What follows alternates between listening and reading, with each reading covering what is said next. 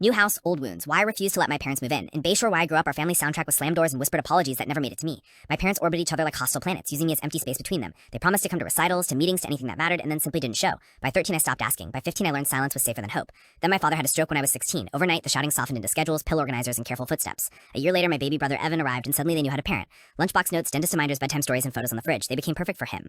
I hated the jealousy that rose in me like a fever because it wasn't his fault he'd been born into their do-over. I left for university overseas and let distance do what apologies never could. Yours turned into a life, a partner, 2 kids, and finally a glass and cedar house in Crestview, with a view of the lake and rooms that held only the noise we chose. I kept minimal contact for my kids' sake. My parents would send careful messages about visiting, always with the expectation that I'd cover flights, rides, hotels, old patterns, and new clothes. When they learned I'd bought the big house, the calls multiplied. My mother's voice arrived soft and frayed. Your father's back isn't what it was. Stairs are difficult. My father cleared his throat. It would mean a lot to be close, a chance to make things right. The hint wasn't a hint. They wanted to move in. I told them no. The air froze on the line. Are you really going to punish us forever, my mother asked. You're still clinging to the past, my father added. The past he never once looked at directly. I reminded them they had another son, the one who got the parents I used to wish for. Evan can help. Silence. Then the truth, small and sour. He doesn't have the space. Neither do I, not the kind they mean. My home is full of the life I built from scratch. A kitchen that smells like cinnamon on Sundays, a hallway lined with finger paint galaxies, a bedtime silence that isn't afraid of itself. I offered to help find options near their town, an in-home aid, an assisted living tour, help with applications. I said I would pay for a consultation. I said I would show up, but I wouldn't surrender my children's peace to solve a history I didn't break. They called me ungrateful. I stood at the lake window and remembered all the nights I waited on a cold porch for a car that never came. Gratitude isn't a debt that erases a childhood. It's a boundary that protects the one I'm raising now. Later, Evan texted they're scared. They want to feel taken care of. I typed and erased a dozen replies before telling him the only honest thing. I want that for them too. It just can't cost my kids what it cost me.